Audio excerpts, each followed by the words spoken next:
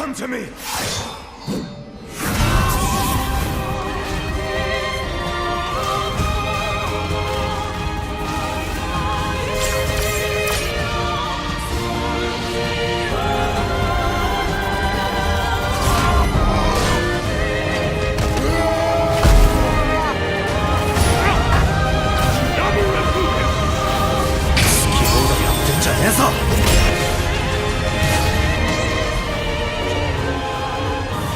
Greetings and salutations, everybody, and welcome back to another episode of Versus Gaming, a show where we discuss the latest news in the world of gaming, plus go into some insight into what it all could mean. Like always, I'm your host, Jean-Luque Zephir, and we have a lot of gaming news to discuss this time around.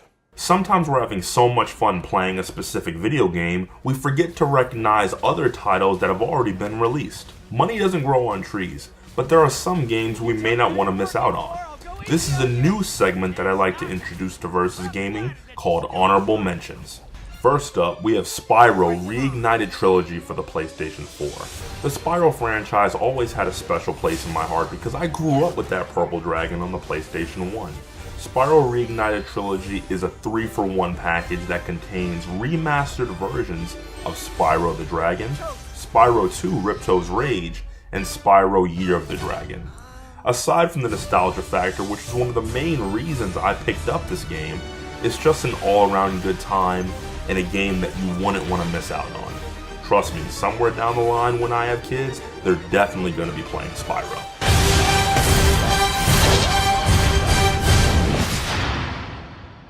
Soul Calibur 6 is the newest installment in the Soul Calibur franchise. It took 6 years for us to finally get a sequel from Namco, but hey, I'll take it.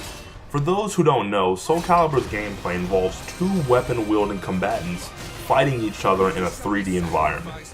The flashy moves, intricate fighting styles, and incredible music are all here for you and me to enjoy. Simply put, it's Tekken, but with weapons. If you're in the mood to strike someone down with a long sword, staff, or nunchucks, then this may just be the game for you. Soul Calibur 6. And yes, guest characters will also be here. Of course.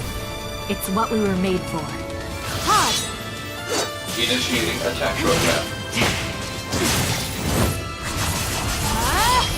We will continue to fight. Until our day of reckoning comes.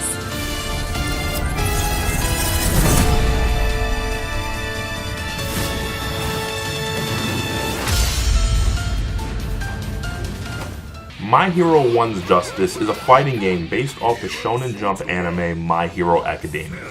If you ask me, I'm already sold. Choose between your favorite heroes or villains and battle it out in indestructible environments. You can choose up to 2 sidekicks to unleash powerful combos, and utilize characters' quirks to use super-powered ultimate attacks. If you think this game sounds similar to the Naruto Ultimate Ninja Storm franchise, you're not wrong. That just makes picking up the game even more worthwhile.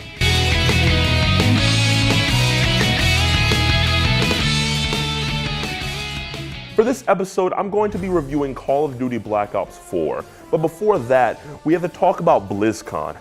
Oh man, where do we start with this one? Let's unpack the good news first. Blizzard's Overwatch had a good showing this year. They unveiled a new animated short featuring our favorite Western gunslinger, Jesse McCree. Shout out to Red Dead Redemption 2, by the way. What about loyalty? Loyal to what matters. Do as you're goddamn told. It is us or him! A new playable hero named Ashe was also revealed. Looking at her closely, it appears that she's going to be giving the other heroes some serious competition. If you cross me, or if you break your word, there'll be hell to pay. You can count on it. Let's clean up this mess. You wanna try me? Poser. Back off. Unstoppable! Burn it all down.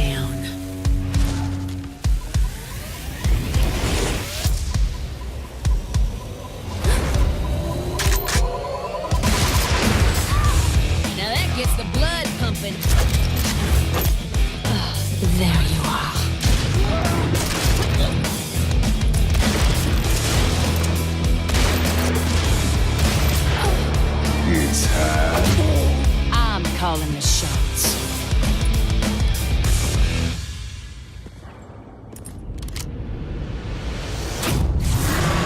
Bob, do something!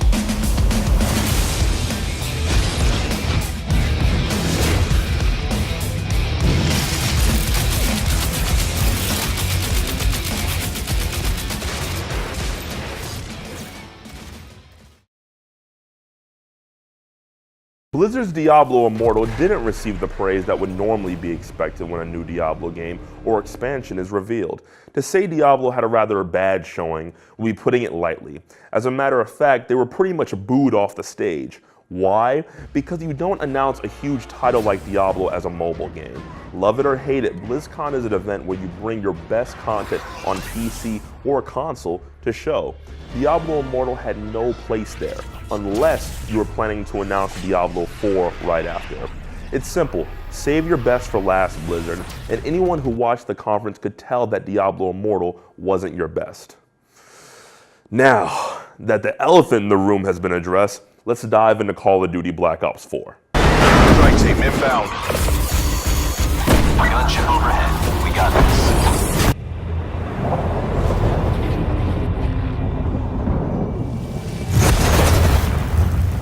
Another year, another Call of Duty. But is Black Ops 4 just another copy and paste Call of Duty? That's the question of the day.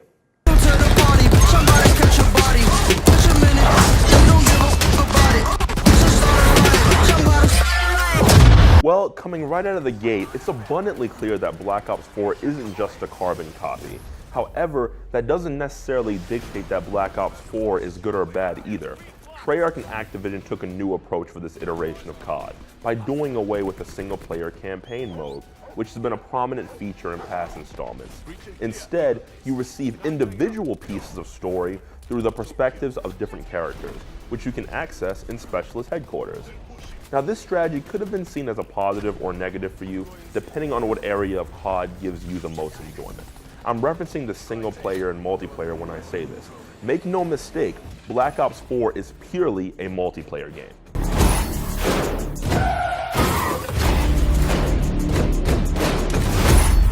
Defend all zones. Hostiles have the bomb.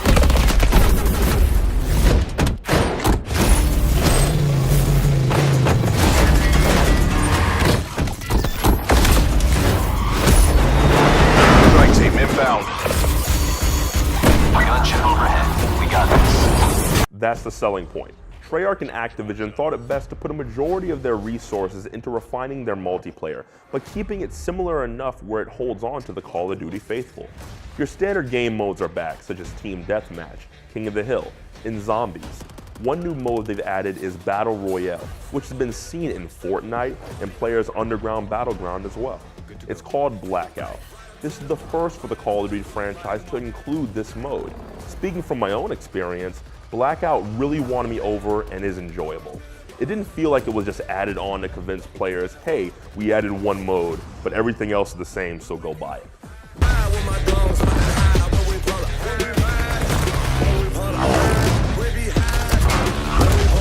Taking bold steps to innovate in a game that drops annually is pretty risky. However, for Black Ops 4, I felt that it really paid off, despite having mostly familiar modes.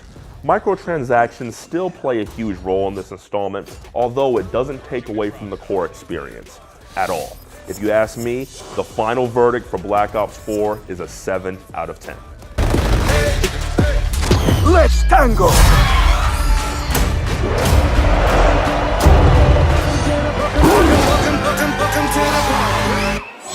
A little above average, but definitely a step in the right direction.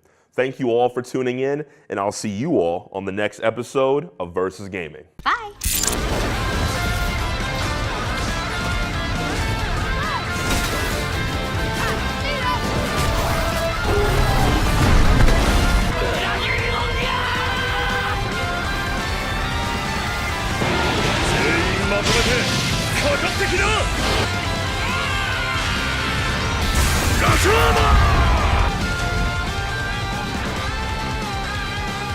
We own the cops. Ain't that something, Fritz?